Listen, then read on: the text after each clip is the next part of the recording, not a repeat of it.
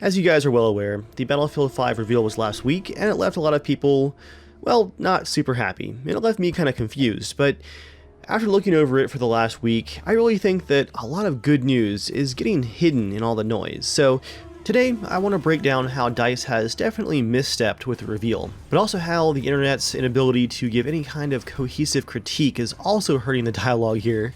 And then, through all the noise, what is Battlefield 5 actually going to be like? Let me go ahead and preface this video by saying that I am in the EA Game Changer program, and I've attended a number of EA events in the past, and I'll probably do the same in the future. I like being a part of the game development process and trying to improve the series that I've been playing since I was 13. It's pretty awesome to be able to be a part of that. Back to Battlefield 5 though. I wish I could have recorded my reaction to the trailer. I didn't think to have anything set up to do that, but the look on my face during the reveal trailer was one of mostly just stunned confusion. It was so different in tone from what I was expecting that I really didn't know how I felt about it. After the reveal, there were a couple of different camps that quickly formed around the trailer and the reveal itself. Right off the bat, there was a small amount of people that definitely just had an issue that there was a woman in the game at all. They saw it as an agenda, not as customization. However, there was also a lot of people that I personally saw commenting that it wasn't the fact that there was a woman in the game that was the issue, it was the fact that there was no context provided for it. It was the first thing that we saw in the trailer, and all of the customization that we saw at the start was quite unusual. You had the samurai sword, the prosthetic arm, the teddy bears in the tank, just not what people were expecting. It was an issue of tone and presentation and context, not the fact that she was there at all. And then of course you have the developers who have worked very hard on the game and are, I imagine, quite proud of what they've worked on, who are just seeing this as unnecessary hate. Personally, I'm in the middle here. I think there are some very real critiques that can be made for the reveal and for the trailer itself. I really don't understand how DICE could be surprised at all by this reaction, because this reveal trailer was so far out of the norm for both any kind of World War II traditional theme, and also any of their reveals before this. Let me just go ahead and start off with the negatives, because again, this trailer left me confused and just befuddled. I think that the entire tone for the reveal was just off. Battlefield is not a simulation series. No one's expecting Arma World War II. But at the same time, the Battlefield games have always had a veneer of authenticity. Notice I said authenticity, not realism. The gameplay is very unrealistic. It has some realistic elements, like a bullet drop for the firearms and actually having real bullets that travel versus a hit scan hit reg system. That's more realistic. But for the most part, you have been able to do all those crazy stunts like jumping out of a plane and RPGing another plane and then hopping back into the cockpit of your plane and flying away.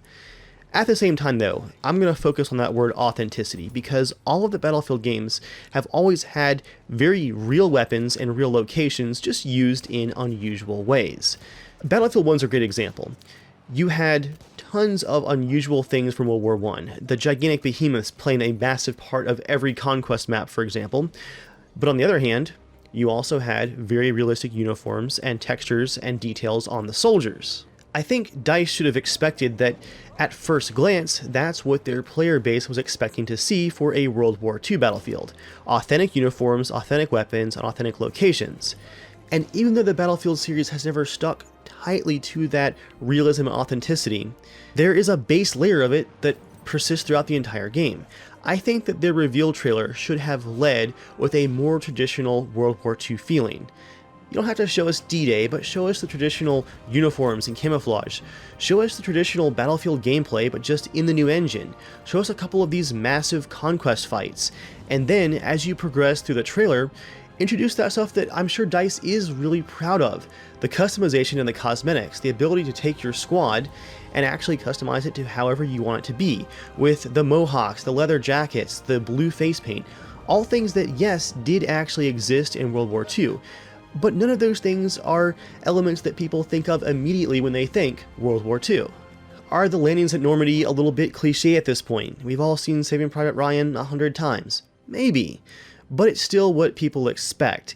And I really do think a lot of the quote-unquote outrage around the Battlefield 5 trailer is that DICE focused in on those small elements, those unusual elements of World War II without any warning. And the reveal trailer was on the end of a developer live stream where the devs were talking about this is going to be the most immersive Battlefield yet. It's going to be World War II like you've never seen before.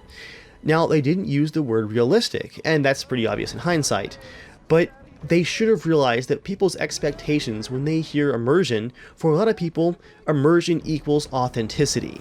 Again, if that reveal had started out with a more traditional World War II battle, and then by the end, it pulls back from this massive, classic World War II scenario with the planes dogfighting and the tanks dueling and the artillery pounding, and they pull back and they show you your customized squad and say, guys, all these customizations, there's no battle crates, there's no premium, and they just started listing off a couple of the new exciting features from the game, I really do think the public reaction to the reveal would have been completely different. There's nothing wrong with DICE focusing in on some of these less heard of elements of World War II. After all, they've done the same thing with Battlefield 1, and it was neat to see some of that less heard of history, like the Harlem Hellfighters in that game. But you had a couple of problems with the lack of customization in Battlefield 1, where, for example, in the Name of the Tsar DLC, when they added the women snipers to the game on the Russian maps, that was a really cool feature, except for now all of the snipers are women because there was no class customization, and all of a sudden you're fighting an army of clones. And that was true of all the classes, not just the less heard of stories like the women snipers, for example. You had all of the assault classes were exactly the same. Everyone was clones of each other. And I think this new customization in Battlefield 5 actually might be a more natural and gameplay friendly way of adding in some of these more unusual elements to the game, because not everyone's going to be a woman if they're the scout class, for example. It opens up a ton of opportunity for everyone playing the game. I really don't think most people who didn't like the trailer were offended that there was a woman in World War II. I think it was much more along the lines of people were just upset that we had all this unusual customization front and center right at the start of the reveal. It was the first thing that we saw. You had a prosthetic hand being able to operate a weapon in active combat. You had a British Special Forces soldier with some kind of red beret, and most strange of all, a golden samurai sword on his back. Again, this is just not things that people think of when they think World War II. Is it going to make Battlefield 5 a bad game to have a woman, to have prosthetic arms, to have samurai swords, to have most likely even more crazy cosmetics? No, I don't think those unusual cosmetics are going to ruin the game because they're just going to be a part of the overall picture. And I'm basing this off of the large amount of concept art that we've seen for the game that is very traditional World War II looking concept art with classic vehicles, airplanes, and locations in a classic World War II gritty style. Many of the journalists and YouTubers who got a press conference before the reveal, the day before actually, were just as befuddled by the actual public reveal as the rest of us, because to them, this was totally different from what they had seen. So I'm of the opinion that what we saw in the trailer is just going to be a small slice of the game, and it's just going to be some neat customization that is occasionally seen, and it doesn't represent the majority of the game. But if you show that first in your reveal, people are going to have the impression, even the mistaken impression, that that's what the game is going to consist of, and that that's going to be what the game focuses on, even if that's not the case.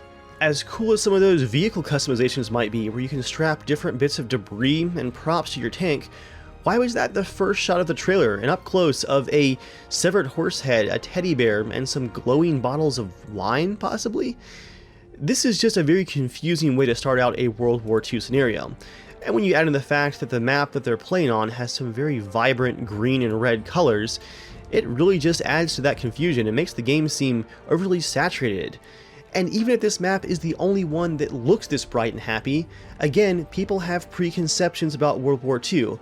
Maybe don't have this be the first map that's shown, even if it's going to be awesome and look really good when you're playing it in the final version of the game. Just think about people's preconceptions a little bit. Additionally, the tone of the trailer was just really off. I get, again, that Battlefield's gameplay is anything but grim and respectful. It's a very over-the-top game, and that's why the fans love it. But it does have that layer of authenticity, and traditionally DICE has taken a more serious tone with their trailers because the game's visuals and style generally does support that. Looking back, even the Bad Company 2 trailers had a very serious tone to them. Not only does it not feel like a World War II game, for a lot of the trailer, it doesn't feel like a war game either. It feels like a archetype hero game of some kind. So guys, to sum it up, as far as the reveal trailer goes, much of what we've seen does not worry me. In multiplayer, I don't care if you can play as a woman. There were plenty of resistance fighters and women who fought in World War II. I just hope that our cosmetic options are a little bit more grounded and with more options, including for the women, than just stuff like prosthetic arms and mohawks and blue face paint. I want to see tons of different canteens, tactical watches, helmets, military-style backpacks and webbing, different camouflages for yourself, different hats, stuff that really does fit in well with the period. And if these cosmetics that are higher end are going to be a little bit stranger, don't lead off your reveal trailer and your first looks with those unusual items. Let them be unusual.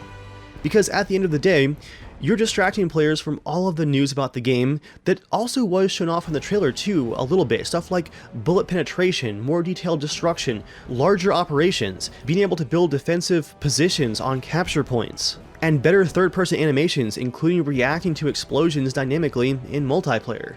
This was all great stuff that was overshadowed in the trailer, again, by all of this unusual tone and unexpected cosmetics that were thrown in our face right at the start. For now guys, I remain quite excited for Battlefield 5. I've been wanting a return to World War II for quite a while. I wasn't able to play much of Battlefield 1942 back in the day because I still had dial-up internet, so I really haven't gotten to experience a World War II Battlefield. I didn't have a console for 1943 either. There's so much on paper here with Battlefield 5 to get excited about. I do hope though that we see a different tone from the game in the future, and that the gameplay does hold up to this fantastic list of features that we've heard about so far from the press event behind the scenes, which for the most part was more impressive than the actual reveal. For now, you guys can definitely expect some more news and thoughts on Battlefield 5 as we approach launch. For now, thank you all for watching, and I'll see you all next time.